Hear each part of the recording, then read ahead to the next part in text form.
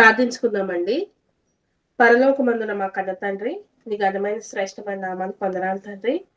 ఈ దినమందు మరొకసారి తండ్రి మీ పిల్లలతో కలిసి మీ మాటలు ధ్యానించడానికి, ఆలోచించడానికి మీరిచ్చిన సమయాన్ని బట్టి వందనాలు తండ్రి.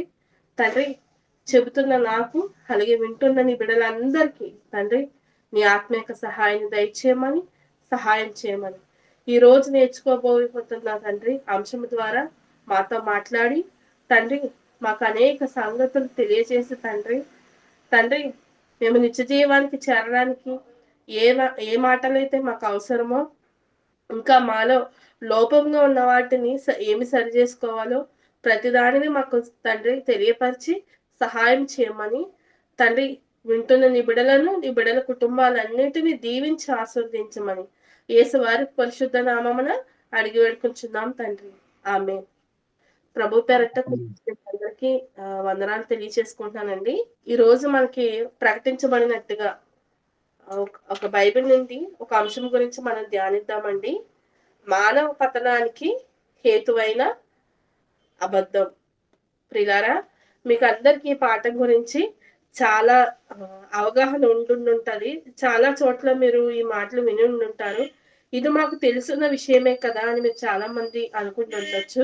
అయితే ప్రియులారా, బైబిల్ చెప్పిన ఏ విషయమైనా కూడా మనం పదే పదే నేర్చుకోవడం వల్ల మనకి ఏమవుతుంది అంటే మన మైండ్కి అలవాటు అవుతుంది. ఉదాహరణకి చిన్నపిల్లలకి 1, 2, 3 అని చెప్పేసి ఏబిసిడీలు అని చెప్పేసి టీచర్లు పదే పదే పదే పదే ఆ సంవత్సరం అంతా కూడా ఆ విషయము తమ మైండ్లో ఎప్పటి వరకు తాము చనిపోయేంత వరకు మర్చిపోకుండా ఉండాలని హృదయపు పలకల మీద చిన్నప్పటి నుంచి కూడా దాన్ని ఏం చేస్తారు, అలవాటు చేస్తారు. ఎందుకంటే ఏబిసిడీలు కానీ 1, 2, 3లు కానీ అవి చిన్న చిన్నవే, కానీ మనిషి ఈ లోకంలో బ్రతకడానికి అవి చాలా అవసరం. వాటి ద్వారా ఎన్నో లెక్కలు కానీ, ఎంతో మందితో మాట్లాడే కమ్యూనికేషన్ స్కిల్స్ కానీ, లేదు ఆయా భాషలో రాయబడిన వాటిని నేర్చుకోవడానికి మూలాంశాలు అనేవి లేదా మూలపాఠాలు అనేవి చాలా ప్రాముఖ్యమైనవి. వాటిని మర్చిపోకుండా ఉండడానికి ఏమండి 10th క్లాస్ వచ్చేంత వరకు కూడా ఏదో ఒక రూపంలో సాధన చేయిస్తారు. నేటి కాలంలో స్కూల్లో ఉన్న పాస్టర్లు, స్కూల్లో ఉన్న టీచర్లు కానీ, అలాగే సమాజంలో ఉన్న తల్లిదండ్రులు కానీ వీరందరూ ఏం చేస్తారంటే సాధన చేయిస్తారు వాటి విషయంలో. ఈరోజు ప్రభు అయిన దేవుడు కూడా మనకి మానవ పతనానికి కారణమైన హేతువైన అబద్ధం గురించి మనకి సాధన చేయడానికి మరొక అంశంగా దేవుడు మనకి జ్ఞాపకం చేయడానికి ఈ రోజు మనకు అనుగ్రహించారు. ఏమండి, మీకు అందరికీ తెలుసు అబద్ధం అంటే ఏంటో. లేని దాన్ని పుట్టించడం లేదా జరగని దాన్ని చెప్పడం, లేదు మన మీదకి ఆపద రాబోతున్నప్పుడు తప్పించుకోవడానికి సులువుగా ఆ క్షణంలో సులువుగా ఎవరి మీదైనా నింద మోపడం, ఎవరి మీదకైనా ఆ నేరాన్ని గెంటేయడం, ఇలాగూ మనం ఆ ప్రమాదంలోంచి తప్పించబడటానికి మనం చేసే పని గురించి ఇక్కడ మనం ఆలోచిస్తున్నాం. అయితే ఈ అబద్ధం అనే దాని విషయంలోకి వచ్చేటప్పటికి మనం ప్రత్యేకంగా మనం ఆలోచించాలి అంటే ఏమండి, సమాజంలో ఎక్కువగా పాతుకుపోయినట్టుగా మనకు కనపడుతుంది. ఎంతగా పాతుకుపోయింది అండి, పుట్టిన పిల్లోడు మొదలుకొని ఏంటి చనిపోయే వాళ్ళ వరకు ఎన్నో ఎన్నో ఎన్నో ఎన్నో ఎన్నో తమ జీవితంలో చాలా అలవోకగా చెప్పేయగలరు. అలవోకగా చెప్పడం అంటే వారు ఏదైతే అనుకుంటున్నారో ఆ విషయాన్ని చాలా ఈజీగా చెప్పగలరు అండి. పిల్లవాడికి మనం నేర్పించగలం. ఈనాడు ఉన్న పిల్లలకి ఇది అబద్ధం, ఇది నిజం అని మనం నేర్పించాలా అండి? నేర్పించక్కర్లా. ఆటోమేటిక్గా చెప్పేస్తారు. ఎందుకంటే మనలను చూసి నేర్చుకుంటున్నారు కాబట్టి. మనం ఎప్పుడైనా గనక ఒక మాట తడబడ్డామా, ఓకే, అమ్మ వలె నాన్న వలె మనము కూడా ఏదైనా ఇబ్బంది వచ్చినప్పుడు తడబడాలి, మాట దాటేయాలి, లేని మాట చెప్పాలి అని మనల్ని చూసి నేర్చుకోవడంలో పిల్లలు చాలా ఫాస్ట్ ఫార్వర్డ్ మోడ్ లో ఉన్నారు. అయితే ఈ విషయాన్ని మీరు చాలా జాగ్రత్తగా ఆలోచించినప్పుడు, దేవుడు తన ప్రతినిధులుగా మనకి పిల్లల్ని ఇస్తున్నప్పుడు, దేవుడు తన తన యొక్క తత్వంలో మనకి పిల్లల్ని పుట్టిస్తున్నప్పుడు గాని, లేదు బాప్తీసం తీసుకున్న తర్వాత మనం నూతనంగా తీసుకున్న జన్మకు తగినట్టుగా, ఎందుకంటే మీరు దుష్టత్వం విషయంలో శిశువుల వలె ఉండాలంటాడు. అంటే మీకు దాని గురించి సంబంధం లేదు. ప్రమాదం వస్తుందని భయపడము శిష్యులుగా ఉన్నప్పుడే అండి. చిన్న బిడ్డ ఉన్నాడండి ఇప్పుడు నాకు. ఆ చిన్న బిడ్డ సుమారు 7 నెలలు పూర్తయినాయి. అయితే ఆ చిన్న బిడ్డ ఏమన్నా ప్రమాదం వస్తుందని భయపడతాడా? ఏం భయపడ్డు. జస్ట్ ఆకలేస్తే అమ్మ వైపు చూస్తాడు. ఏదైనా తనకు నొప్పి కలిగినప్పుడు అమ్మ వైపు చూస్తాడు అంతే. ఇంకేమన్నా కావాలి అన్నప్పుడు, ఏమన్నా రావాలి, నేను మంచి షర్ట్ వేసుకోవాలి, మంచి ప్యాంట్ వేసుకోవాలి, నాకు మంచి ఆహారం ఇవ్వట్లేదు, అది అసూయ పట్టం కానీ, ఈర్ష్య పట్టం కానీ, నాకు ఇది కావాలని కోరుకోవడం కానీ, కొట్టడం కానీ, తిట్టడం కానీ, అబద్ధాలు చెప్పడం కానీ, ఇటువంటివి చేస్తాడా? చేయలేడు. అతనికి మనకు మనిషికి ఎప్పుడైతే ఊహ వస్తుందో, మనిషి ఎప్పుడైతే నేను ఎదుగుతున్నాను అని చెప్పేసి తను గ్రహించి ఈ లోకంలో ఈ లోకరీతిగా బ్రతకాలనుకుంటాడో, అప్పుడు ఈ లోకంలో ఉన్న అనేక విషయాల గురించి ఆలోచించి వాటికి అనుగుణంగా బ్రతకడం అనేది నేటి బాలలు చేస్తున్న పని. అయితే క్రైస్తవులుగా మనం ఎంత జాగ్రత్తగా ఉండాలో అండి, మన కుటుంబాన్ని రక్షించుకోవాలంటే మనం ఎంత దేవుని విషయంలో ఎంత ఖచ్చితంగా ఉండాలో కొన్ని మాటలు ఈ రాత్రికాల సమయంలో నేర్చుకుందామండి. ఇశ్రాయేలుకి ఇస్తున్న ఆజ్ఞలో ఒక ఆజ్ఞను చూసుకుందాం. నిర్గమాకాండము 20వ అధ్యాయము 16వ వచనాన్ని ఒకసారి చూద్దామండి. నీ పొరుగువాని మీద అబద్ధ సాక్ష్యము పలకకూడదు. ఓకే. నీ పొరుగువాని మీద అబద్ధ సాక్ష్యము పలుకకూడదు. ఏమండి, ఇశ్రాయేలుకి ఇస్తున్న ప్రధానమైన ఆజ్ఞల్లో ఒక ఆజ్ఞగా ఏమని మాట్లాడుతున్నారు? నీ పొరుగువాని మీద అబద్ధ సాక్ష్యం అనేది పలుకకూడదు. ఇది ప్రధానమైన ఆజ్ఞగా కనపడుతుంది. ఎందుకని అండి, ఆది తల్లిదండ్రుల కానించి మనము ఈ విషయంలో తడబడుతూనే వస్తున్నాం. మీకు ఒక విషయం చెప్పాలండి. ముందుగా అసలు అబద్ధం అనే విషయాన్ని పరిచయం చేసింది ఎవరు లోకానికి అనే విషయాన్ని మనం ఆలోచిద్దామండి. ఆలోచించి ప్రభువారు చెప్పిన హెచ్చరికను మనం నేర్చుకుంటూ, అలాగే ఎంతో మంది పతనానికి కారణం ఎలాగయ్యిందో, అలాగే నేటి కాలంలో మనం ఎలాగూ ఈ యొక్క పాపం నుంచి రక్షించబడాలో నేర్చుకున్నాం. ఎందుకంటే యేసువారు పాపులను రక్షించడానికి ఈ లోకానికి వచ్చారు. నశించిన దానిని వెతికి రక్షించడానికి ప్రభు ఈ లోకానికి వచ్చారు కదండి. మరి మన అందరినీ రక్షించడానికి ప్రభువారు ఈ లోకానికి వచ్చారనే విషయాన్ని నేర్చుకోవాలి అంటే ప్రభువారు జయించిన విషయాలను మనం జ్ఞాపకం చేసుకోవాలి. ప్రభువారు ఏ విషయాల్లో జయము పొందారో మానవ రీతిగా ఈ దేహంలో బ్రతుకుతూ మనము అట్టి రీతిగానే జయించి ఆయనతో కూడా కూర్చుండు, ఆయనతో కూడా సింహాసనం ముందు కూర్చోవాలి.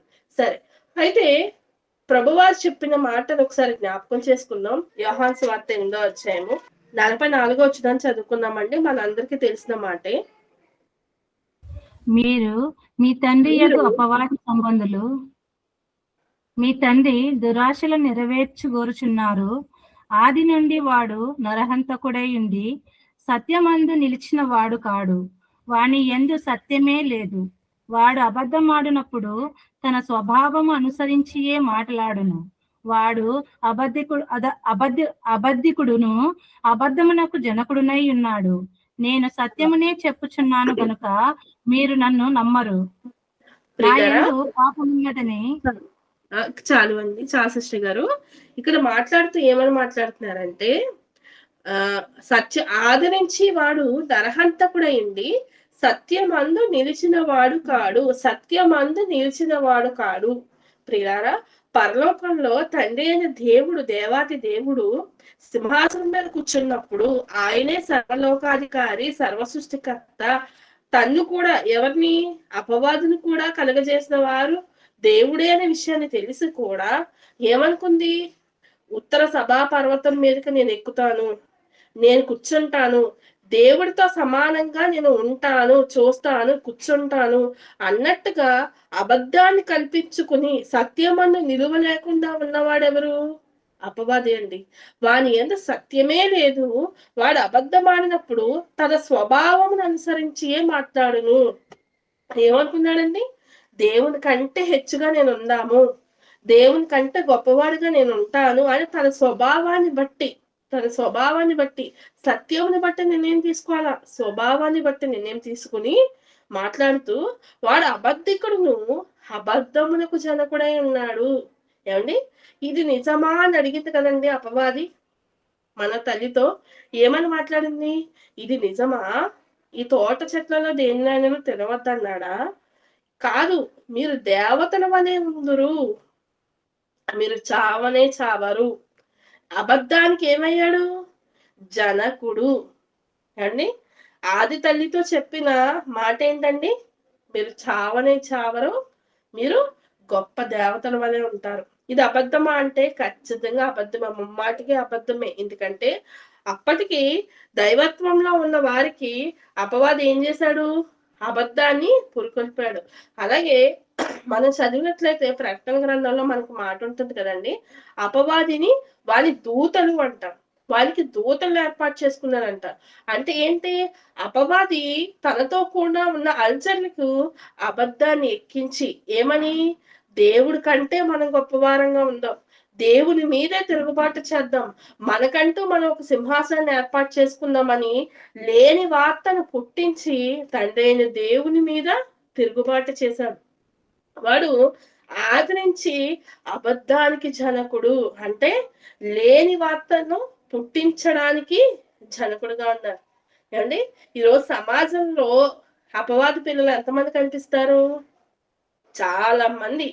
యూట్యూబ్ ఓపెన్ చేయండి, ఒక వ్యక్తి గురించి లేని వార్తలు ఎన్ని సృష్టించగలరు? చాలా సృష్టించగలరు. మనం తమ్నైల్స్ చూస్తాం. ప్రొఫైల్ పెట్టినప్పుడు పలానా వ్యక్తికి యాక్సిడెంట్ అయింది అంటారు, కానీ అక్కడ ఏమీ ఉండదు. పలానా వ్యక్తికి ఇన్ని కోట్లు తగిలినాయి అంటారు, కానీ అక్కడ నిజానికి వెళ్ళేటప్పటికి ఏమీ ఉండదు. ఇలాగా ఈ రోజు సమాజం కానీ సోషల్ మీడియా కానీ ఏం చేస్తుంది? లేని వార్తను పుట్టించి అబద్ధానికి జనకుడైన అపవాదికి పిల్లలుగా నిలిచిపోతున్నారు అండి. కానీ సత్యం వైపుగా నిలబడిన వాళ్ళు ఎవరండి? కొద్ది మందిగా కూడుకున్నాం చూసారా, మనమే అండి. ఎందుకంటే అసత్యంకి వచ్చేటప్పటికి చాలా మంది ఉంటారు. చాలా మంది విశ్వాసులు కానీ, క్షమించండి, చాలా మంది సభ్యులు ఉంటారు అసత్యం సంఘ విషయాల్లో. అంటే నేను చాలా సంఘానికి వెళ్తాను కదండి. ఆ సంఘానికి వెళ్తున్నప్పుడు చాలా మందిని చూస్తే వాళ్ళందరూ ఎందుకోసం వస్తారో తెలుసా? సగం మంది భోజనాల నిమిత్తం, సగం మంది వారి పేరు వేశారు కాబట్టి రావాలి, సగం మంది అక్కడ ఎలా జరుగుతుందో చూసి తనకి అన్న ఇస్తారా లేదా, తనను పాటను పిలుస్తారా లేదా, తనను ప్రార్థనకు పిలుస్తారా లేదా, ఈ లోకంలో ఉన్న వాటి కోసం ఆశపడే వస్తారు. ఎక్కడ? సంఘంలో ఉన్న వాటి గురించి కూడానండి. కానీ మనం ప్రియులారా, మనం ఎప్పుడు సన్నిధికి వచ్చాము అంటే దేవుడి మీదే మన దృష్టి పెట్టాలి. దేవుడి మీదే దృష్టి పెట్టాలి. నీకు దేవుడు పాట పాడాలనుకుంటే గనక దేవుడికి అవకాశం ఇస్తారు, వాక్యం చెప్పాలనుకుంటే దేవుడికి అవకాశం ఇస్తారు, ప్రార్థన చేయాలంటే దేవుడికి అవకాశం ఇస్తారు. అంటే ప్రార్థన చేయాలంటే మైక్ ఇచ్చుకునే ప్రార్థన చేయాలండి? కాదు. ఇదిగో గుడిలోకి వచ్చిన సుంకరి ప్రార్థన ఉన్నాడు, గుడిలోకి వచ్చి చేసిన పరిచయుడు ప్రార్థన ఉన్నాడు, అలాగే మత్స్యము కడుపులో ఉంటే ప్రార్థన చేసిన యోనా గారి ప్రార్థన ఉన్నాడు, సింహాల గుహలో చేసిన దానియేలు గారి ప్రార్థన ఉన్నాడు, మంటల్లో అపాయంలో ఉండే ప్రార్థన చేసిన షడ్రక్ మేషక్ అబేద్నెగో వారి ప్రార్థన కూడా దేవుడు విన్నారు. కాబట్టి దేవుడికి నువ్వు కావాలి. నువ్వు ఎక్కడ కూర్చొని ప్రార్థన చేస్తావో, ఎలా ప్రార్థన చేస్తావు అనేది దేవుడికి కావాలి. స్టేజ్ ఎక్కి ప్రార్థన చేస్తేనే వింటాననే దేవుడు కాదు మన దేవుడు. అంటే అంగులు ఆర్భాటాలు కావాలి, అవి ఉంటేనే వింటాను అనే దేవుడు మన దేవుడు కాదు. ఒకసారి మనం ఆలోచించినట్లయితే అబద్ధానికి సృష్టించిన వ్యక్తి ఎవరండి? అపవాది అండి. మనం ఈ రోజు ఈ పాఠాన్ని ఎందుకు నేర్చుకుంటున్నాం? సాధనం అంటే క్షమించండి, సాధకము అంటే ప్రాక్టీస్ చేస్తున్నాము. ఇదిగో దీన్ని జయించడానికి కొన్ని మెళకువలు నేర్చుకోవడానికి ఈ రాత్రికాల సమయంలో మనం అందరం అసెంబ్లీ అయ్యాం. అంటే కూడుకుని ఉన్నాము. సరే, అబద్ధాన్ని సృష్టించింది ఎవరు? అపవాది. ఎక్కడ సృష్టించాడు? పరలోకం నుంచి. అలాగే మన ఆది తల్లి అయిన హవ్వమ్మ గారి దగ్గర నుంచి ఇప్పటి వరకు అనేక మంది పిల్లల్ని పెంచి పోషించుకుంటూ వస్తున్నాడు. కానీ బైబిల్ గ్రంథంలో ఖచ్చితమైన నియమం ఉంది ఏంటి? అబద్ధ సాక్ష్యము పలకకూడదు. అలాగే మీరు చదివినట్లయితే నిర్గమకాండం 23 అధ్యాయం 1 వచనంలో లేని వార్తలు పుట్టించకూడదు. ఇలా ఎన్నో మాటలు మనం చదువుకుంటాం కదండి. అయితే బాప్తీసం తీసుకున్న ప్రతి ఒక్కరికి దేవుడు ఒక ఆజ్ఞను ఇస్తున్నాడు అండి. మనం అందరం బాప్తీసం తీసుకున్నాం కదా, మన అందరికి కూడా దేవుడు ఒక ఆజ్ఞను ఇచ్చారు. ఆ ఆజ్ఞ ఏంటో ఒకసారి చూద్దామండి.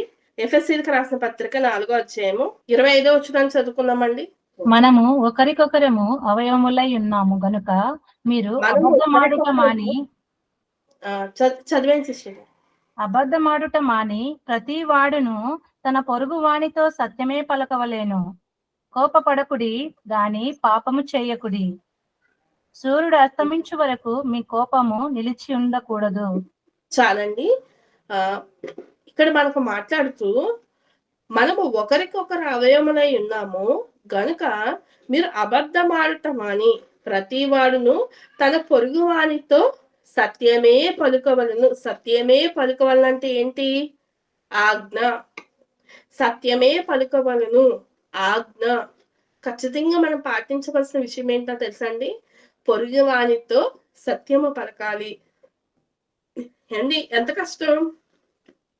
చాలా చాలా చాలా చాలా చాలా కష్టం. అవునండి. ఎందుకని? అబద్ధము మన నాలుకకి ఏమైపోయింది? అలవాటైపోయింది. ఆ క్షణం నుంచి తప్పించబడటానికి ఒరే నువ్వు ఇది తప్పు చేసావంటే నేను చేయలేదు. నువ్వేనా టీవీ స్విచ్ ఆన్ చేసి వెళ్ళిపోయావు, ఫ్యాన్ స్విచ్ ఆన్ చేసి వెళ్ళిపోయావు అంటే నేను వెళ్ళలేదు, నాకు తెలియదు అంటాం. సింపుల్ గా, అంటే జనరల్ గా జరిగి చెప్తున్నానండి. సింపుల్ గా మనం ఏం చేస్తాం? నాకు తెలియదు అంటాం కూడా ఏంటి? అబద్ధమే. కాబట్టి ప్రియులారా, మనం ఎంత జాగ్రత్తగా ఉండాలి రాత్రికాల సమయంలో జ్ఞాపకం చేసుకుందాం. ఎందుకని? ఒకరికొకరం అవయవములై ఉన్నాము గనుక మీరు అబద్ధమాడుట మాని ప్రతివాడు తన పొరుగువానితో సత్యమే పలుకవలను, సత్యమే పలుకవలను, సత్యమే మాట్లాడవలను. అంటే ఏంటి? సత్యం అంటే వాక్యము. వాక్య సంబంధమైన మాటలు మాత్రమే మన నోటంట రావాలి. వాక్య సంబంధమైన మాటలు మాత్రమే మన నోటి ద్వారా రావాలి అంటే హృదయం అంతా ఏం నింపుకోవాలండి? వాక్యం నింపుకోవాలి. ఏమండి? ఆదివారం వాక్యం నేర్చుకుంటున్నాం కదండి. మరలా మనకి ఎందుకు ఇలాంటి రోజు క్లాసెస్? మా ఆదివారం వాక్యం అంటున్నాం కదండి. మళ్ళీ ప్రతిరోజు బైబిల్ ఎందుకు నేర్చుకోవాలంటే అండి, మీకు ఒక విషయం చెప్తున్నానండి. ఎంత దేవుని గురించి జ్ఞానము మనం ఎంత ఎక్కువ నేర్చుకుంటామో అంత చక్కగా మన బ్రతుకు సాగిపోతుందండి.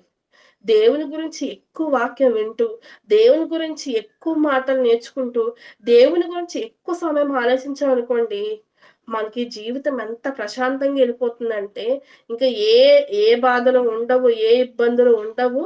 ఏ సమస్య అయినా తీర్చగల దేవుడి వైపు మనం చూస్తాము తప్ప మన మీద మనం ఆధారపడి బ్రతకం. కానీ ఒక్కసారి దేవుడి నుంచి పక్కకి వెళ్ళినప్పుడు మనం ఏం చేస్తాం? మన ఆస్తి ఎంత ఉంది, మన డబ్బు ఎంత ఉంది, మన ఆరోగ్యం ఎంత ఉంది, మన వెనకాల ఎంత ఉంది అని ఆలోచిస్తాం. కానీ ప్రతిరోజు దేవుడితో సహవాసం చేయండి, అబ్రహాం లాగా బ్రతుకుతాం. దూరం నుండి వందనము చేసి వాగ్దానం కలిగిన పురము కోసం ఎదురు చూశాను అన్న మాటను చూసారా? అట్టి రీతిగా ఎదురు చూస్తామంట. అట్టి రీతిగా ఎదురు చూడాలి అంటే ప్రియులారా, మనం ఇక్కడ ప్రతి దినము దివారాత్రములు వాక్యంతో ధ్యానం చేయాలి, వాక్యంతో ఆలోచించాలి. ఏమండి? వాక్యం నేర్చుకోవడం వల్ల ఉపయోగం ఏంటో చెప్పమంటారా? చాలా బెస్ట్ ఉపయోగం చెప్తానండి. లోకంలో మీ అంత ధనవంతులు ఉంటారు, లోకంలో మీ అంత ఆరోగ్యవంతులు ఉంటారు, లోకంలో వాక్యం నేర్చుకోవడం వల్ల మీ అంత జ్ఞానులు ఇంకెవ్వరు ఉండరు. అంత జ్ఞానము, ఆరోగ్యము, అలాగే ధనము, ఐశ్వర్యము మీ దగ్గరకు రావాలి అంటే దేవుని మాట మీ దగ్గర ఉండాలి. ఉన్నప్పుడు మాత్రమే దేవుడు ఈ లోకంలో ఉన్న వాటిని అన్ని అనుగ్రహిస్తాడు. ఎందుకని? వాటి మీద ఆశతో మీరు పరిగెట్టరు. అవి మీ దగ్గరకు వచ్చినా కూడా మీరు వాటిని లెక్కలోకి తీసుకోరు. అవి ఎంత అనుభవించాలో, ఎంత వరకు ఉండాలో అంత మితంగా ఉండడం అనేది మనం చేస్తాం కాబట్టి. ప్రియులారా, ఆ పతనం అయిపోయిన ఒక ఇద్దరి జీవితాలు మనం నేర్చుకుని, ఈ అబద్ధాన్ని ఎలా జయించాలో కొన్ని మెళకువలు, అబద్ధం విషయంలో ఎంత జాగ్రత్తగా ఉండాలో కొన్ని మెళకువలు వాక్యం ద్వారా నేర్చుకుని మనం ముగింపులోకి వెళ్దామండి. అండి, పతనం అయిపోయిన ఒకరి జీవితాన్ని చూద్దాము. రాజా 2వ గ్రంథము 5వ అధ్యాయము 26 వచనాన్ని ఒకసారి 25, 26 వచనాన్ని చదువుకుందామండి. అతడు లోపలికి పోయి తన అతడు అంటే ఎవరండి? గెహాజీ గారు. లోపలికి పోయి తన తన యజమాను ముందర అంటే ఎవరు? నిలువగా ఎలీషా గారు ముందర నిలువుగా. ఇప్పుడు చదవండి. ఎలీషా వాణిని చూచి, గెహాజీ నీ వెచ్చటి నుండి వచ్చితివని అడిగినందుకు వాడు, నీ దాసుడనైన నేను ఎచ్చటికిని పోలేదనెను. అంతటా ఎలీషా వానితో, ఆ మనుష్యుడు తన రథము దిగి నిన్ను ఎదుర్కొనుటకు తిరిగి వచ్చినప్పుడు నా మనసు నీతో కూడా రాలేదా? ద్రవ్యమును, వస్త్రములను, ఒలీవ చెట్లు తోటలను, ద్రాక్ష తోటలను, గొర్రెలను, ఎడ్లను, దాసదాసీలను సంపాదించుకొనుటకు ఇది సమయమా? చాలండి. ప్రియులారా, ఇక్కడ చదవబడిన ఈ వాక్యాన్ని మీరు చాలా జాగ్రత్తగా ఆలోచిస్తే అండి, నిజంగా ఎన్నో ఎన్నో ఎన్నో అద్భుతాలు చేసిన ఎలీషా గారు ముందు శిష్యరికం చేస్తున్న గెహాజీ గారి పరిస్థితి ఎలా ఉండాలండి? చాలా అద్భుతములు చేయాలి. ఎందుకంటే మనం చాలా సార్లు విన్నట్టుగా ఒక మాటని జ్ఞాపకం చేస్తాను అండి. ఏలియా గారు చేసినంత కన్నా రెండంతలు ఎవరు చేశారు? ఎలీషా గారు చేశారు. ఎలీషా గారు చేసిన దానికన్నా ఇంకా రెండంతలు అంటే గెహాజీ గారు చేయాలి. అంటే ఏలియా గారు రెండంతలు చేస్తే ఎలీషా గారు ఏలియా గారు ఒక వంతు చేస్తే ఎలీషా గారు రెండంతలు చేస్తే గెహాజీ గారు 4 వంతులు చేయాలి అంటే సుమారుగా ఎలీషా గారు 16 సూచక్రియలు చేశారు కదండి. గెహాజీ గారు చాలా 32 చేయాలి. 32 అంతకుమించి ఎక్కువ చేయాలి. ప్రియులారా, అంత గొప్ప ఆధిక్యత నుంచి తను కోల్పోయాడు. ఎందుకని? ఒక్క మాట. ఏమని? నీ వెచ్చట నుండి వచ్చితమని అడిగినందుకు వాడు, నీ దాసునైన నేను ఎచ్చటికిని పోలేదని చెప్పాను. ప్రియులారా, ఎలీషా గారు సిరియా దేశపు సైన్యం వచ్చినప్పుడు కళ్ళు తెరిచి చూడు, అగ్ని రథములతో దేవుని సైన్యము నా ముందుందన్నప్పుడు ఆ దాసుడు చూసి, గెహజీ గారు చూసి నివ్వెరపోతారండి. ఇంత గొప్ప సైన్యం ఏంటి దేవుడు పంపించాడు ప్రార్థించిన వెంటనే చెప్పి చాలా చాలా ఆశ్చర్యపడిపోతారు. మరి అంత గొప్ప దైవదాసుడు ముందు ఉన్నప్పుడు గెహాజీ ఎంత జాగ్రత్తగా ఉండాలండి? చాలా జాగ్రత్తగా ఉండాలి. ప్రియులారా, గెహాజీ అబద్ధం చెప్పడానికి గల కారణం ఏంటండి? ఒకటి. ఏమని?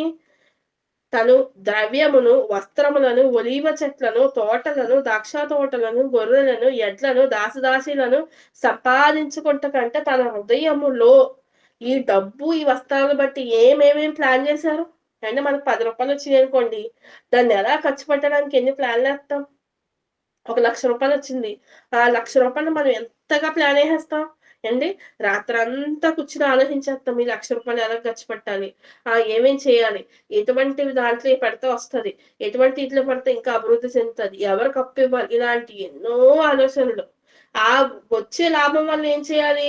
ఇంకా పెద్ద పెద్ద మంచి బిల్డింగ్ కట్టుకోవాలి, మంచి మంచిగా బ్రతకాలి అని చెప్పేసి ఎన్ని ప్లాన్లు వేసుకుంటామో, తన హృదయంలో ఉన్న అన్ని ఆలోచనకి లిస్ట్ ఇచ్చేశారు. ఎవరు? ఎలీషా గారు. ఏమని లిస్ట్ ఇచ్చారండి? ద్రవ్యము, వస్త్రములు, ఒలీవ చెట్లు, తోటలను, ద్రాక్ష తోటలను, గొర్రెలను, ఎడ్లను, దాసదాసీలను. అంటే ఎంతగా గెహాజీ గారి ప్లానింగ్ ఉందండి. ఆయన హృదయంలో ఎంత ప్లాన్ ఉందో చూసారా? ఈ లోక భోగాలను అనుభవించడానికి, ఈ లోకములో ఏదైతే గొప్పదో అని చెప్పుకోవడానికి, గొప్పది అనే ఐశ్వర్యం అనుకుంటున్నారో ఆ ఐశ్వర్యాలు అనుభవించడానికి మాత్రమే దేవుని దగ్గర ఉన్నట్టుగా శిష్యరికం చేస్తున్నట్టుగా మనకు అర్థమైంది అండి. మానవ పతనానికి హేతు ఏంటండి? అబద్ధం. ఎలాగా? నేను ఎచ్చటికిని పోలేదన్నారు కదా. ఇదిగో నువ్వు ఎచ్చటికి పోయి ద్రవ్యాన్ని తెచ్చుకొని నీ గురించి నువ్వు ఆలోచించుకుంటున్నావు, అక్కడ నుంచే నీకు ఒకటి వచ్చేస్తుందని కుష్ఠరోగము సర్వకాలము తన కుటుంబానికి ఇచ్చేశారు అండి. తన కుటుంబం అలా నాశనం అయిపోవడానికి గల కారణం ఏంటండి? తన హృదయంలో ఉన్న ఆలోచనలు దాచిపెట్టి దైవజనుడు ముందు ఏం చెప్పారు? అబద్ధం చెప్పారు. ప్రియులారా, సన్నిధిలో మన దైవజనులు చూసినప్పుడు చాలా భయపడాలండి. ఎందుకంటే దేవుడు వాళ్ళకి అధికారం ఇచ్చి సంఘంలో మన మీద కాపరిగా నిలబెట్టినప్పుడు మనం వాళ్ళకి లోబడి భయపడి బ్రతకాల్సిన బాధ్యత మనకు ఉందండి. ఖచ్చితంగా మనం లోబడి భయపడి బ్రతకాలి. మరి అలాంటి ఏ దైవజనునికి అబద్ధం చెప్పారు అండి. ఇలాగే ఒక ఇద్దరు జంట కూడా కొత్త నిబంధన కాలంలో ఆ అబద్ధం చెప్పినట్టుగా మనం చూస్తాం. ఒకసారి ఆ సందర్భాన్ని కూడా జ్ఞాపకం చేసుకుందామండి. అపోస్తుల కార్యాలు మీకు అందరికీ తెలిసిన వాక్య భాగాల ద్వారా మనం ఈ రోజు కొన్ని మాటలు నేర్చుకుందామండి. అపోస్తుల కార్యాలు 5వ అధ్యాయము 1 నుంచి 3 వచనాలు చదవండి. అననీయ అను ఒక మనుష్యుడు తన భార్య అయిన సపీరాతో ఏకమై పొలము అమ్మెను. భార్య ఎరుకనే వాడు దాని వెలలో కొంత దాచుకొని కొంత తెచ్చి అపోస్తుల పాదముల యొద్ద పెట్టెను. అప్పుడు పేతురు, అననీయ, నీ భూమి వెలలో కొంత దాచుకొని పరిశుద్ధాత్మను మోసపుచ్చుటకు సాతాను ఎందుకు నీ హృదయమును ప్రేరేపించెను? అది నీ యొద్ద ఉన్నప్పుడు నీదే కదా. అమ్మిన పిమ్మట అది నీ వశమై ఉండలేదా? ఎందుకు ఈ సంగతి నీ హృదయములో ఉద్దేశించుకున్నావు? నీవు మనుషులతో కాదు దేవునితోనే అబద్ధమాడితివని వానితో చెప్పాను. అననీయ చదండి. ఇక్కడ చదవబడిన సందర్భం మీరు అనేక మారులు నేర్చుకుని ఉంటారు, విని ఉంటారు సంఘంలో. అయితే నేను చెప్పాలనుకుంటున్న ఒక విషయం అంటే, భార్య ఎరుకనే అండి, భార్యకు తెలిసే వారిద్దరూ ఏకమై చెప్పి అబద్ధం చెప్పడానికి పూనుకుని ఉన్నారు. అయితే వారు అబద్ధం ఆడినందుకు, సొమ్ము దాచిపెట్టినందుకు ఇబ్బంది కాదండి. ఇక్కడ ఏమని మాట్లాడారు? అననీయ, నీ భూమి వలలో కొంత దాచుకుని కొంత పరిశుద్ధ అంటే ఇచ్చేటప్పుడు ఏం చేశారు? మేము అమ్మేసి మేము నీకు తీసుకొచ్చేసి ఇచ్చేస్తున్నాం తండ్రి అని వారు చెప్పినందుకు అబద్ధం ఆడినావు. నువ్వు మనుషులతో కాదు గాని దేవుడితోనే అబద్ధం ఆడావు. నువ్వు మొత్తం ఇచ్చేసానని చెప్పి నీకు అన్న ఆస్తంతా కూడా నువ్వు ఇచ్చేసానని చెప్పి కొంత నువ్వు దాచుకున్నావు రేపటి గురించి. కానీ ఇక్కడ మాట్లాడుతూ భార్య ఎరుక అనే మాట మాట్లాడుతున్నారు. అంటే ఇద్దరికి కూడా దేవుడితో మనము ఈ యొక్క కార్యక్రమంలో దేవుడితోనే మనం కలిసి ఉంటున్నాము, దేవుడితోనే డీలింగ్ చేస్తున్నాము. ఈ దేవుని సన్నిధిలో ఉన్నప్పుడు మనం ఎంత జాగ్రత్తగా ఉండాలి, మాట విషయంలోనూ ప్రవర్తన విషయంలో అనే భయం లేకుండా వారు ఏం చేశారండి? అబద్ధం ఆడారు. ఏమొచ్చిందండి? గెహాజీ గారు అబద్ధం ఆడినందుకు తనకి ఏమొచ్చింది? సర్వకాలము కుష్ఠరోగం వచ్చింది. మరి అననీయ సప్ఫీరా అబద్ధం ఆడినందుకు వారికి ఏమొచ్చింది? మరణం వచ్చింది. అంటే మానవుడి జీవితానికి, మానవుని యొక్క పతనానికి అండి, మన పూర్వీకులలో కొంతమంది అబద్ధం చెప్పడం వల్ల వారి జీవితాలు ఎలాగూ నాశనం అయిపోయినాయో మనం ఇప్పుడు చూసాం. గెహాజీ గాని, అననీయ గాని, సప్ఫీరా గాని వీరందరూ కూడా అబద్ధం ఆడినందుకు రోగాన్ని తెచ్చుకున్నారు, మరణాన్ని తెచ్చుకున్నారు. మరి మనకండి, ఒకవేళ ఇప్పుడు పరిస్థితిలో హృదయంలో మనకి రోజులో 80,000 ఆలోచనలు వస్తాయంటండి. 80,000 ఆలోచనలో ఏదో ఒక ఆలోచన విషయంలో మనం ఏం చేస్తాం? తడబడతామో లేదు జారిపోవడమో జరుగుతుంది కదండి, జరుగుతుంది. కానీ నిలబడాలనుకున్న వారిలో ఖచ్చితంగా నిలబడే తత్వం ఉంటుంది, వాక్యం ఎప్పుడైతే ఉంటుందో. ఎందుకంటే అబద్ధం ఆడేటప్పుడు భయం పుడుతుందండి. అది వాక్యాన్ని బట్టి భయం పుడుతుంది. ఒకసారి ఆ మాటలు చదువుకుని మనం ముందుకెళ్దాం. మత్తయి సువార్త 5వ అధ్యాయము 37వ వచనాన్ని ఒకసారి చూద్దామండి. 37వ వచనం, అవునంటే అవును, కాదంటే కాదు అని ఉండవలేను. వీటికి మించినది దుష్టుని నుండి పుట్టినది. ఓకే. ఇక్కడ మాట్లాడుతూ యేసుప్రభు వారు మాట్లాడుతూ ఏమని మాట్లాడుతున్నారంటే, మీ మాట అవునంటే అవును, కాదంటే కాదు అని ఉండవలేను. వీటికి మించినది దుష్టుని నుండి పుట్టునది. అంటే కీడు నుండి పుట్టునది. కీడు అంటే ఏంటండి? మనిషికి కీడు ఏంటండి? ఇప్పుడు ఈ లోకం నుంచి జారి నరకానికి వెళ్ళిపోవడమే ప్రధానమైన కీడు. ఎందుకంటే బుద్ధిమంతుడైతే పరమునకు పోవు జీవ మార్గమును నడుచును కానీ, ఏమండి, ఒకవేళ బుద్ధిహీనుడైతే ఖచ్చితంగా ఏమైపోతాడు? కీడులో పడును అనే మాట ఉంటుంది. బుద్ధిహీనుడు అంటే వాక్యం లేనివాడు, దేవుని ప్రకారంగా మనం ఉండాలి అనే ఆలోచన లేనివాడు ఎక్కడ పడిపోతాడు? నరకానికి జారిపోతాడు. ఖచ్చితంగా నరకానికి జారిపోతాడు. ఇక్కడ మనం నేర్చుకోవాల్సిన విషయం ఏంటంటే అవునంటే అవును. ప్రియులారా, ఈ రాత్రికాల సమయంలో మీకు ఒక విషయాన్ని నేర్పాలనుకుంటున్నానండి. మీకు ఆ పని అవుతుంది, పని మీ వల్ల జరుగుతుంది, చేయగలం అంటే చెప్పండి అవును అని. లేదు అంటే కాదు అని చెప్పండి, ఇబ్బంది ఏం లేదు. ఆ క్షణానికి నువ్వేమవుతావు? తప్పించబడతావు. తక్కువైపోవు, చిన్నబాబు, నీకు రాదు అంటే రాదు అని అంటావు కదా. వన్స్ నీ పైన అధికారి గాని, నీ పక్కన ఉన్న వాళ్ళు గాని నీ మీద ఒక నమ్మకాన్ని పెంచుకుంటాడు. తన వల్ల అవుతుందంటే అవుతుందంటాడు, కాదంటే కాదంటాడు. తను ఎప్పుడు కరెక్ట్ గా ఉంటాడు అనే మాట నువ్వు ముద్రయించుకోగలవు. ఎప్పుడు? వాక్యాన్ని పాటించినప్పుడు. ఒకవేళ నువ్వు వాక్యాన్ని పాటించకుండా నీ సొంత పెత్తనం చేసుకుంటే చర్చికి వెళ్తాడండి, వాక్యం అంటాడు, మంచి మంచి మాటలు అంటాడు, కానీ తన ప్రవర్తన అయితే ఇలా ఉంటుందండి అని చెప్పి తీర్పు పొందుతాం అండి. అన్ని జనులు మనల్ని ఏ విషయాల్లో దూషిస్తారో ఆయా విషయాల్లో మనం ఏమవ్వాలంట? గొప్పవారంగా నిలబడాలి. కాబట్టి సత్యము ఈ రోజు కానించి మనం ట్రై చేద్దాం. ఎందుకంటే నేను ఎప్పుడు చెప్పే మాటే, మనం అందరం కూడా క్రీస్తు ప్రభు వలె ఉండాలి. క్రీస్తుకి అబద్ధం ఆడే తత్వం లేదు, క్రీస్తుకి పాపం చేసే తత్వం లేదు, క్రీస్తు ఎదుటివారిని దూషించే తత్వం లేదు, క్రీస్తు ఒకరి మీద పడి కొట్టే తత్వం లేదు. క్రీస్తు వారు సాత్వికుడు, క్రీస్తు వారు దీన మనస్కుడు, క్రీస్తు వారు సత్యవంతుడు, క్రీస్తు వారు పాపము నెరుగని వారు. మనము క్రీస్తుని కలిగిన వారమే. ఈ వాక్యాన్ని ఎప్పటికీ మర్చిపోకండి. ఎందుకంటే మనము ప్రభువారము. ఓకేనండి. కాబట్టి మన మాట అవునంటే అవును, కాదంటే కాదు, కరెక్ట్ గా చెప్పేసి ఆ టయానికి మనం ఏమవ్వాలి? ఆ సందర్భంలో నిలబడాలి. వన్స్ నిలబట్టను నేర్చుకోండి. మనం అందరం నేర్చుకుంటే కంటిన్యూస్ గా మనకి ఏమవుతుంది తెలుసా? అలవాటు అయిపోతుంది. సత్యం అనేది ఒకసారి అలవాటు అయిపోయిందా, అపవాది నిన్ను కదపడం అనేది అసాధ్యం అపవాదికి. మరొక మాటను చూసుకుందామండి. మత్తయి వార్త 12వ అధ్యాయము 36, 37 వచనాలు చదువుకుందాం. నేను మీతో చెప్పినదేమనగా, మనుషుల పలుకు వ్యర్థమైన ప్రతి మాటను గూర్చియు విమర్శ దినమున లెక్క చెప్పవలసి ఉండును. నీ మాటలను బట్టి నీతిమంతుని తీర్పు నొందుదువు, నీ మాటలను బట్టియే అపరాధి అని తీర్పు నొందుదువు. అండి, యేసుప్రభు వారు తను బ్రతికి ఉన్న రోజుల్లో ఎంత ఖచ్చితమైన మాట చెప్పారు చూసారండి.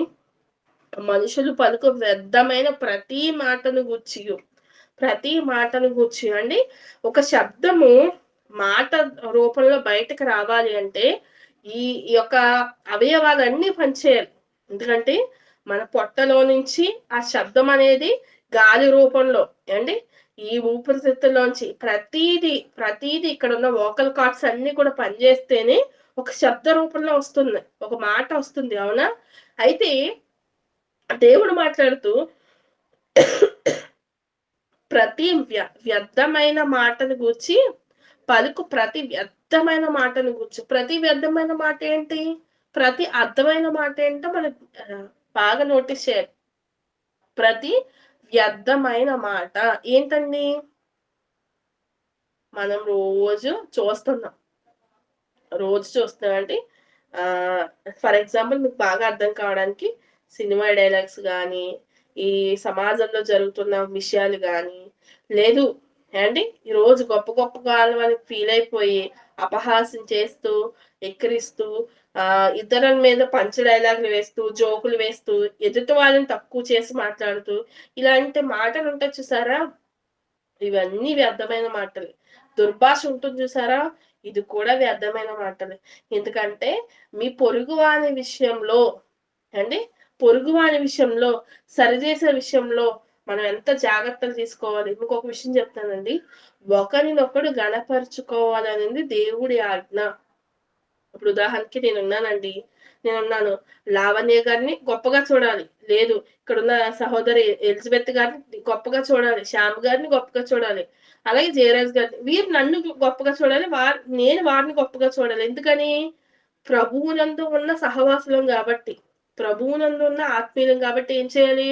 ఒకరినొకరు గణపరుచుకుని ఎంచుకోవాలి. ఇది ఓకే. కానీ ముఖస్తుతి చేయడం అనేది వ్యర్థమైన మాట. అంటే ఉదాహరణకి, ఇది మీరు తప్ప ఎవరో చేయలేరు, ఇది మీరు తప్ప ఏమి చేయగలరని దేవుడికి మించి మనం ఎక్కువ ఘనత ఎవరికి ఇవ్వకూడదు. కానీ సంఘంలో కనపరుచుకునే విషయం ఏంటి అండి? మీరు బాగా పాటలు పాడతారండి, మీరు దేవుని విషయంలో కరెక్ట్ గా ఉంటారండి, మీరు దేవుడు ప్రార్థనకి బాగా చేస్తారండి, మీరు ఇంకా అభివృద్ధి పొందాలండి. ఇలాగ కనపరుచుకుంటే విశ్వాసం మధ్య ఏమవుతుంది? ఇంకా విశ్వాసం అనేది అభివృద్ధి చెందుతుంది. కాబట్టి అర్థమైన మాటలు ఏంటో, వ్యర్థమైన మాటలు ఏంటో ఈ రాత్రికాల సమయంలో మనం ఆలోచించాం కదండి.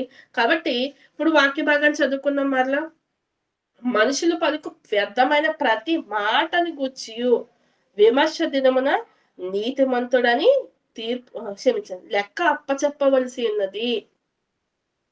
కాబట్టి ఈ రోజు నుంచి వాక్యం వింటున్న మీరందరూ, ఇదిగో మానవ పతనానికి హేతువైన ఈ అబద్ధ విషయంలో జాగ్రత్తలు తీసుకుంటున్నాం మనం అందరం కూడా.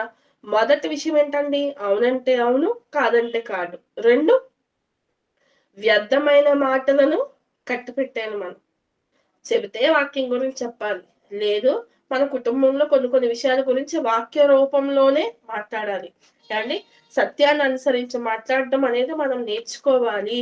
నేర్చుకున్నప్పుడు అవి అర్థమైన మాటలు అవుతాయి. ఎప్పుడైతే సత్యాన్ని కాకుండా మన సొంత మాటలు మాట్లాడతామో అవి వ్యర్థమైన మాటలుగా నిలిచిపోతాయి. కాబట్టి ఎక్కువ దేవుని కోసం కష్టపడ్డాం, దేవుని కోసం మాట్లాడడం అలవాటు చేసుకుందాం అండి.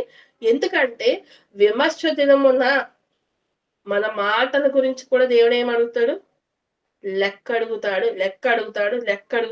నేను ఒక మాట చెప్తానండి, మీకు అందరికి బాగా గుర్తుండిపోయేలాగా. మోషే గారు కనాని యాత్రలో ఉన్నప్పుడు చివరిలో ఆయన కనాని వెళ్ళకపోవడానికి కారణం ఏంటండి? కాని మాట పలికెను. ఏంటా మాట? ద్రోహులారా, మేము నీళ్ళు ఇవ్వాలా అంటారు. ఎవరు? మోషే గారు. ఎవరు నీళ్ళు ఇవ్వాలి? దేవుడు. కానీ ఏమన్నారు అక్కడ? అహరోను నేను మీకు నీళ్ళు ఇవ్వాలా అని అడుగుతారు. ఎవరిని? ఇశ్రాయేలుని. అప్పుడు యెహోవా దేవుడు వచ్చి అంటారు, నా పరిశుద్ధతను ఏమాత్రము సన్మానించలేదు, మీరు నీళ్ళు ఇవ్వడం ఏంటి? నీళ్ళు ఎవరు ఇవ్వాలండి అక్కడ? దేవాతి దేవుడు మీ కొరకు నీళ్లు రప్పించాలా అంటే సరిపోదు. కానీ ఏమన్నారు? మేమివ్వాలా మీకు అన్నారు అండి. దేవుడు మన మాటలన్నిటిని లెక్కెడతాడు. అయితే నేను నా వల్ల, నా యొక్క విషయం వల్ల ఇలాంటి ఎన్నో మాటలు మనం మాట్లాడుంటాం కదండి ఇప్పటి వరకు. ఈ రోజు నుంచి మన ఈ విషయంలో చాలా జాగ్రత్త తీసుకుందాం. దేవా, మీ వల్లే కదా తండ్రి, మన బిడ్డలకు కూడా అదే నేర్పాలండి. భోజనం పెట్టినప్పుడు దేశయ్య నీకు పంపితేనే వచ్చింది, దేవానికి ఇస్తేనే వచ్చింది, దేవానికి చేస్తేనే వచ్చింది, దేవానికి ఈ విషయంలో మాకు చెప్పారు కాబట్టి మేము చేసాం. ఇలాంటి ఆలోచన అనేది మనం కుటుంబాల్లో కూడా నేర్పిద్దామండి. ఎందుకంటే నేను కష్టపడి సంపాదిస్తేనే నువ్వు ఇంతటి వాడవయ్యావని మనం మాట్లాడకూడదు. దేవుడు మనకిచ్చాడు కాబట్టి మేము ఇచ్చాము అనే మాటలు మన పిల్లలకి, మన కుటుంబంలో, మన భర్తలకు కూడా మనం నేర్పాలి. నాకు ఓపిక ఉంది కాబట్టి నేను వండి పెడుతున్నాను, లేకపోతే నీ పరిస్థితి ఏంటని అనకూడదు. దేవుడు మీ కొరకు నన్ను, నా కొరకు మిమ్మల్ని నిలబెట్టాడు కాబట్టి మనం ఇలా ఉంటున్నామని మాట్లాడాలి. అంటే ఘనత మహిమ మన కుటుంబంలో ఎవరు? దేవుడు మాత్రమే అధిరోహించాలండి. ఇంకెవరికి మనం అటువంటి అవకాశం ఇవ్వకూడదు. కాబట్టి కుటుంబ విషయాల్లో కానీ, మన విషయాల్లో కానీ అంటే మనం బలహీనులు అయిపోతాం. చాలా బలహీనమైపోతాం. ఎందుకంటే ఉదయం లేచిన కాంచి సాయంత్రం పడుకునేంత వరకు కష్టపడతాం గదండీ! ఏదో ఒక మాటలో సాతాను ఏం జేస్తది, "నువ్వింత కష్టపడుతున్నావు గానీ, నీ పిల్లలు చూడు ఎంత ఇసిగిస్తున్నారో, నీ భర్త చూడు ఎలా ఉంటున్నాడో, చూడు ఇలా ఉంటున్నారని" చెప్పేసి ఏదో ఒక విషయంలో మనల్ని స్త్రీలుగా మనల్ని ఏం జేస్తది, ట్రిగ్గర్ చేస్తానే ఉంటది. అప్పుడు మనం ఏం చేయాలి? తమ భర్తలను, శిశువులను ప్రేమించువారై ఉండాలని దేవుడు చెప్పాడు కదా! నేను సువార్తను నెరవేరుస్తున్నాను. నేను వాక్యాన్ని నెరవేరుస్తున్నాను అన్న ధైర్యముతో, అన్న శక్తితో, అన్న వాక్య బలంతో మనం ఏం చేయాలి? ముందుకు సాగిపోవాలి. అదే అంతేగాని ఇంకా లోకు చేసి, తక్కువ చేసి మాట్లాడి, ఇబ్బందులు పెట్టి అండి ఈనాడు సమాజంలో ఇబ్బందులంటే మీకు తెలుసు కదండీ! బుద్ధి చెప్పాలి, సరిచేయాలి. నేను కాదంట్లేదు. కానీ, ఇంకా మిగతా అన్ని విషయాల్లో కూడా మనము ఉండకూడదనమాట. అయితే ప్రియులారా, మనము చివరికి ఒక మాటను చూసుకుందాము. ప్రకటన గ్రంథం 21వ అధ్యాయము 8వ వచనాన్ని ఒకసారి జ్ఞాపకం చేసుకుందామండి. పిరికి వారును, అవిశ్వాసులను, అసహ్యులను, నరహంతకులను, వ్యభిచారులను, మాంత్రికులను, విగ్రహారాధకులను, అబద్ధికులందరూ అగ్ని గంధకములతో మండు గుండములో పాలు పొందుదురు. ఇది ఆ! రెండవ మరణం. అండి మన ఆత్మకి మరొక మరణం ఉంది కదండి. ఆ మరణం విషయంలో మనం కనుక జాగ్రత్త తీసుకోవాలి అంటే మనం చనిపోయిన తర్వాత నరకానికి జారిపోకుండా ఉండాలి అంటే ఖచ్చితంగా మనకి ఏ లక్షణం ఉండకూడదండి? అబద్ధం ఆడే లక్షణం ఉండకూడదు. ప్రియులారా, ఈ రాత్రికాల సమయంలో కాన్ఫరెన్స్ కాల్‌లో మీరందరూ జ్ఞాపకం పెట్టుకోండి. అపవాది అబద్ధం ఆడింది. దేవుడెప్పుడు అబద్ధం ఆడల. ఎందుకంటే మీకు చాలా మాటలున్నాయండి చూపించడానికి బైబిల్ గ్రంథంలో. కానీ సమయము ఎక్కువ అయిపోతుంది కాబట్టి ఒక మాట చెప్తానండి. దేవుడు సత్యవంతుడు గనుక అనే మాట ఉంటుంది. అంటే ఏంటి? ఆయన లక్షణం ఏంటండి?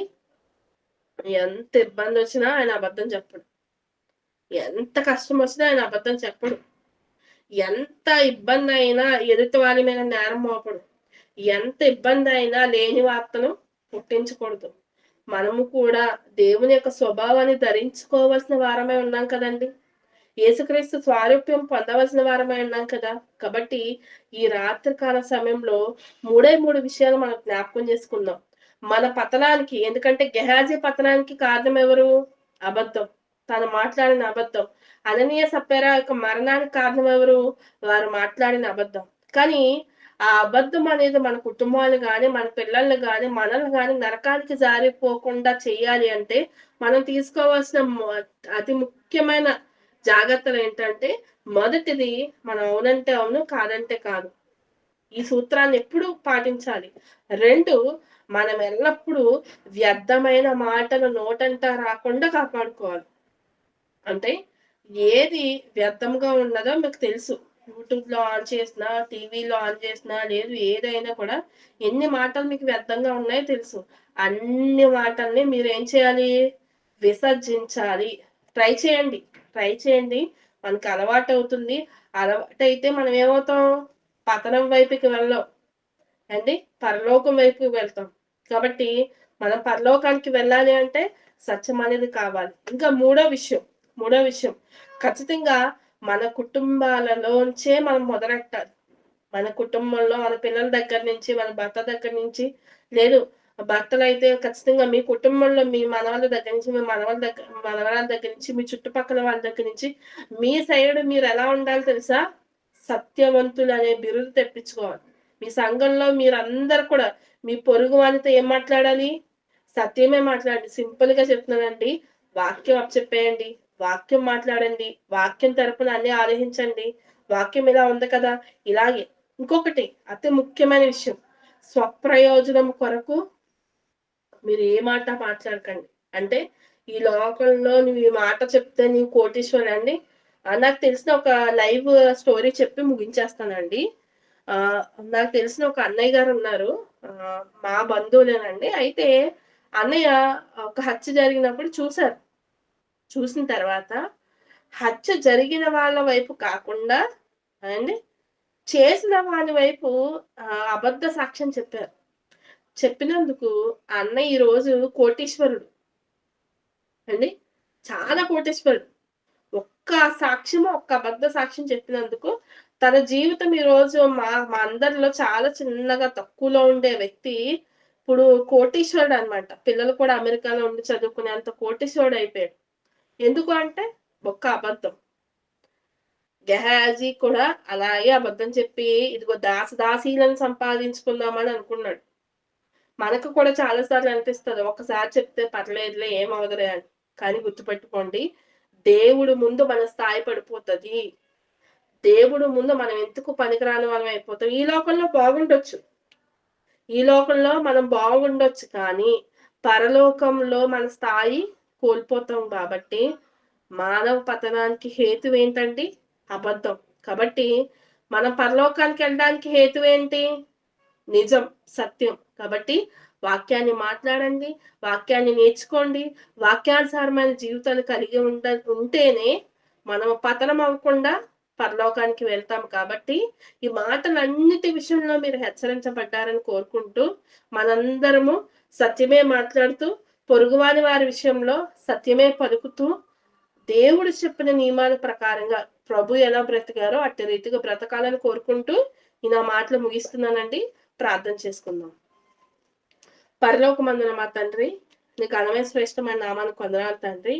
ఈ దినమందు తండ్రి మీ యొక్క మాటలను జ్ఞాపకం చేసుకున్నాం తండ్రి.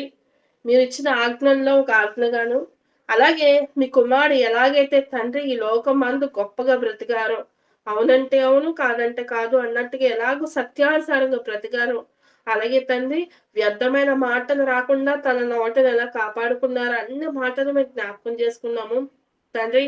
అబద్ధాన్ని ఆశ్రయించిన గెహాజీ పడిపోయారు, అబద్ధాన్ని ఆశ్రయించిన అననీయ సపేరా పడిపోయారు. అలాగే తండ్రి అబద్ధాన్ని నమ్ముకున్న చాలా మంది పడిపోయారు తండ్రి. హవ్వమ్మ కూడా తండ్రి అబద్ధాన్ని నమ్మింది తండ్రి. మేము అలాగే ఈ లోకం కోసం ఆశించి తండ్రి మా మాటలను వ్యర్థముగా ఉచ్చరింపకుండా తండ్రి సత్యానుసారమైన బ్రతుకులు మాకు దయచేయమని సహాయం చేయమని, ఈ కార్యక్రమాన్ని ఏర్పాటు చేసిన నిబిడలైన వారందరికీ తోడుగా ఉండమని, ముఖ్యంగా తండ్రి ఈ సంఘ విషయంలో మీరు జ్ఞాపకం చేసుకోండి. సంఘంలో ఉన్న ప్రతి ఒక్కరిని దీవించి ఆశీర్వదించమని, వారి కుటుంబాలంతా కూడా తండ్రి నీ యందు కట్టబడి తండ్రి అభివృద్ధి పొంది తండ్రి పరలోకంలో గొప్ప గొప్ప స్థానాల్లో ఉండడానికి సహాయం చేయమని, నడిపిస్తున్న వారిని సహకరిస్తున్న ప్రతి ఒక్కరిని దీవించి ఆశీర్వదించమని, కాన్ఫరెన్స్ లో ఉన్న బిడ్డలందరూ తండ్రి వారి కుటుంబంలో ఏ అనారోగ్యాలు ఉన్నాయో, ఎటువంటి సమస్యలు ఉన్నాయో మాకు తెలియదు తండ్రి. మీకు సమస్తము తెలుసు గనక నీ చిత్తమైతే నీకు ఇష్టమైతే త్వరగా వాటన్నిటిని తీసివేసే తండ్రి మేమందరము సత్యవంతులుగా యథార్థవంతులుగా నిలబడే భాగ్యాన్ని దయచేయమని యేసు వారి పుణ్యనామమున అడిగి వేడుకొంచుదాం తండ్రి. ఆమేన్.